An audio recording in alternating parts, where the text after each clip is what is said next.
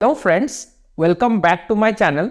Friends, आपको तो पता ही होगा, स्वीडन में आने से पहले मैं पुणे में जॉब कर रहा था। तो पुणे में जब मैं रह रहा था वहाँ पे एक फ्लैट परचेस किया था। तो मैं कुछ साल उस फ्लैट में रहा। मैं यहाँ पे आने से पहले उस फ्लैट को एक फ्रेंड को दे के आया था, वो रह रहा था। अप्रॉक्सीमेटली 3-4 साल वो रहा। लेकिन रिसेंटली मतलब ऑलमोस्ट हो गया 6-8 महीना वो चला गया फ्लैट से। और क्योंकि उसने खुद का फ्लैट ले लिया था और मेरा जो फ्लैट है ना वैकेंट था एकदम, और अनमेंटेन तरीके से पड़ा था बहुत महीने।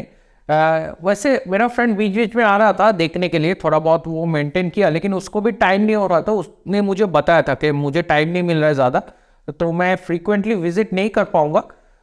तो कुछ देख ले ऐसा बोल के वो बोल रहा था, लेकिन मेरे लिए पॉसिबल नहीं हो रहा था यहाँ से कोई मैं टेनेंट ढूंढ के उसको रेंट पे दे दूँ। बाकी मतलब यहाँ पे टेनेंट का वेरिफिकेशन होना भी इम्पोर्टेंट है ना, और पुणे में जो है वो रेंटल एग्रीमेंट, जो रजिस्टर्ड रेंटल एग्रीमेंट है वो भी इम्पोर्टेंट है। तो ये सब जो प्रोसेस है मैं यहाँ से कर नहीं पा रहा था, और लॉस ऑफ रेवेन्यू तो हो ही रहा था। ऊपर से वहाँ पे सोसाइटी मेंटेनेंस चार्जेस, फिर प्रॉपर्टी टैक्सेस, ये सब भी मुझे बियर करना पड़ रहा था। और मुझे थोड़ा सा मेरा लोन भी है, अभी कंप्लीटली लोन फ्री नहीं हुआ है वो फ्लैट। मैं बहुत जल्दी ट्राई करूँगा पूरा जो लोन है ना वो चुकाने के लिए, क्योंकि आप लोगों को पता है मैं यहाँ पे फ्लैट ले लिया, तो मैं यहाँ पे बहुत सारा पैसा इन्वेस्ट किया स्वीडन में। तो वहाँ पे अभी भी लोन चल रहा है। तो वो उसका जो इंटरेस्ट है वो भी मुझे बियर करना पड़ रहा था। तो फाइनली मैंने सोचा कोई ऐसा एजेंसी ढूंढा जाए जो मेरे प्रॉपर्टी को मैनेज करेगा और उसको रेंट पे भी देगा, और जो टेनेंट आएगा उसका तो रिसेंटली मुझे एक एजेंसी के बारे में पता चला। एजेंसी का नाम है नो ब्रोकर।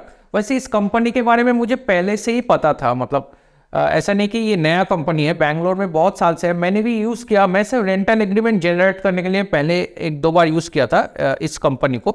तो रिसेंटली पता चला इनका प्रॉपर्टी मैनेजमेंट सर्विस भी है, जो ये रन करता है और टेनेंट सर्च करता है और रेंट पे डाल देता है किसी का भी फ्लैट जो जो उनके साथ साइन अप करता है।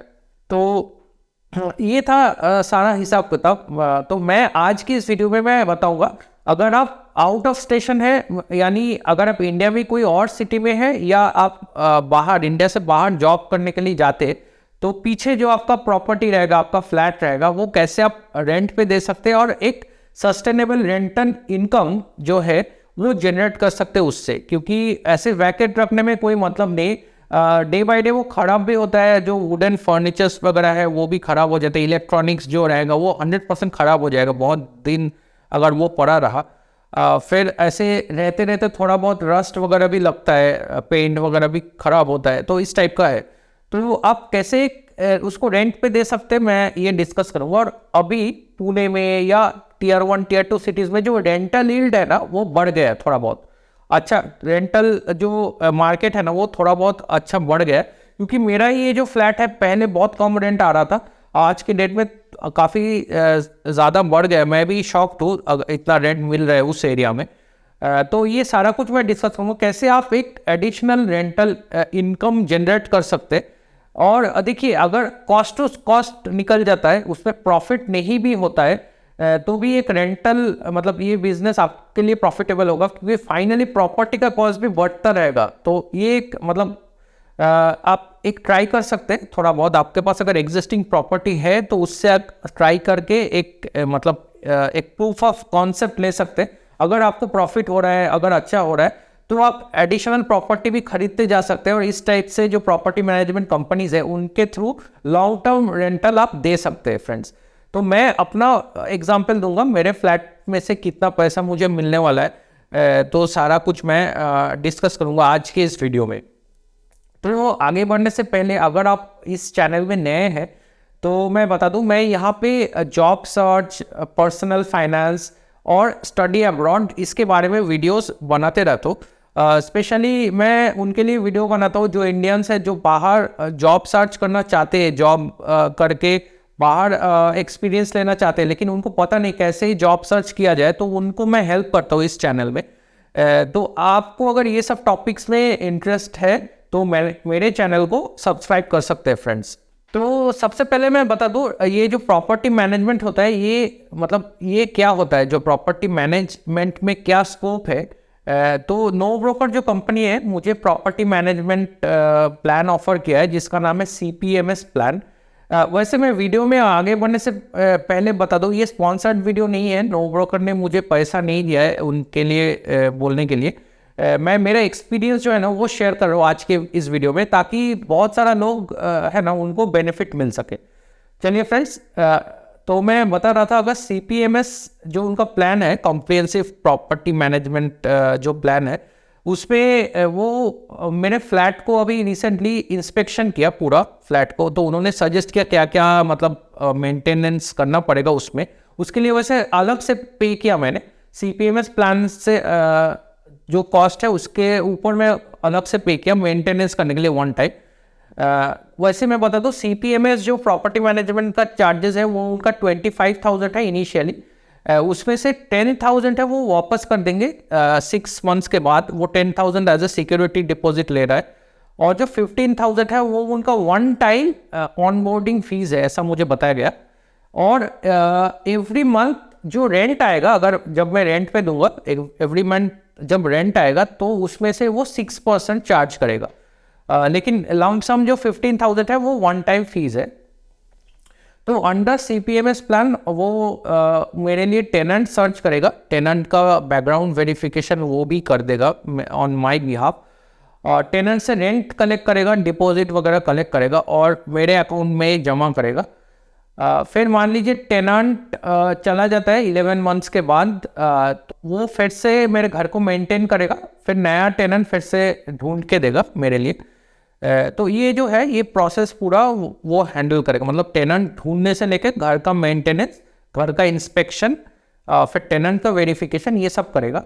अपार्ट फ्रॉम दैट ये रेंटल एग्रीमेंट भी बनवा के देगा, उसके लिए मुझे अलग से पे करना पड़ेगा, क्योंकि आपको पता होगा महाराष्ट्र में रेंटल एग्रीमेंट जो है ना वो रजिस्टर्ड बनाया जाता है। तो ऐसे ही नॉर्मल रेंटल एग्रीमेंट नहीं चलता, रजिस्टर करना पड़ता है उसको, तो उसका एक प्रोसेस होता है। आपको बता दूं, ये जो महाराष्ट्र में जो प्रोसेस है आज की डेट पे ऑनलाइन है पूरा, तो मैं यहाँ से मैं बायोमेट्रिक दे दूंगा, मेरे पास बायोमेट्रिक डिवाइस है यहाँ पे स्वीडन में, और मेरा रेंटल एग्रीमेंट बन जाएगा। वो पूरा असिस्ट करेगा नो ब्रोकर कंपनी मुझे। तो ये कंप्लीट स्कोप ऑफ वर्क है। तो उसके ऊपर मैं बता दूं, ये लोग और भी एक चीज़ अच्छा जो करेंगे, मेरे प्रॉपर्टी का पूरा जो है ना वो फोटोग्राफ्स लेगा, और उनके जो नो ब्रोकर का जो पोर्टल है वहाँ पे एडवर्टाइजमेंट करेगा, और ऑन माई बिहाफ मेरा जो मैनेजर रहेगा वहाँ पे नो ब्रोकर में, वो रेंट भी नेगोशिएट करेगा और मेरे बिहाफ पे टेनेंट से बात भी करेगा। क्योंकि मान लीजिए मैं एक अलग टाइम जोन में हूँ, फिर मेरा इंटरनेशनल नंबर भी है, तो मैं फ्रीक्वेंटली कांटेक्ट नहीं कर सकता, तो ऑन माई बिहाफ वो ये सारा कुछ हैंडल करेगा, मतलब टेनेंट का सिलेक्शन से लेके रेंट नेगोशिएशन और उससे बातचीत करना। और एक मुझे फील्ड रिलेशनशिप मैनेजर असाइन होगा जिसके पास की होगा, वो टेनेंट को घर भी शो कर देगा इन द मीन टाइम, मतलब बार बार जाना और टेनेंट को घर शो करना, ये सब कुछ उस प्लान में मतलब इंक्लूडेड है। तो इतना सब कुछ करेगा, और मंथली मुझे रेंट जो है वो 6% डिडक्ट करके वो मुझे मिल जाएगा। फिलहाल मैं बता दूं, मेरा फ्लैट बहुत ज़्यादा बड़ा नहीं है, अप्रॉक्सीमेटली 820 स्क्वायर मीटर है, 850 स्क्वायर फीट है, स्क्वायर फीट है। और रेंट अभी मिलने वाला है 13,000 रुपीज़, एंड जो डिपॉजिट है वो 30,000 रुपीज़ है, ठीक है। तो रेंट में से वो 6% कट करके एवरी मंथ नो ब्रोकर मुझे बाकी का पैसा दे देगा। ये था सारा हिसाब किताब। तो फ्रेंड्स देखिए, अगर मैं 1-2 साल तक देखूंगा या कुछ साल तक देखूंगा, अगर मान लीजिए पहले साल में मुझे अच्छा लगा और मुझे प्रॉफिटेबल लगा ये, तो मैं पुणे में दूसरा एक फ्लैट उसी सेम सोसाइटी में मैं ऐड करने की कोशिश करूँगा, और सेम थ्रू नो ब्रोकर मैं उसको भी रेंट देने की कोशिश करूँगा, क्योंकि जो एप्रिसिएशन है ना वो लॉन्ग टर्म में प्रॉपर्टी का आज के डेट में भी ज़्यादा हो रहा है। तो और रेंटल यील्ड भी बढ़ चुका है अच्छा खासा, और मेरा जो एरिया है पुणे में वो काफ़ी डेवलपिंग है, आसपास भी मतलब काफ़ी डेवलपमेंट हो रहा है, रोड्स वगैरह बन रहे हैं, स्कूल्स वगैरह आ गया। जब मैंने परचेस किया था आसपास कुछ भी नहीं था, मतलब शॉपिंग कॉम्प्लेक्स वगैरह कुछ भी नहीं था, आज के डेट में सब कुछ बन गया। तो अगर ये प्रॉफिटेबल है तो मैं हो सके तो अगर मैं 1-2 साल रन करूँगा ऐसा, अगर प्रॉफिटेबल लगा तो मैं और एक फ्लैट ऐड करूँगा, ये मेरा मतलब मानना है।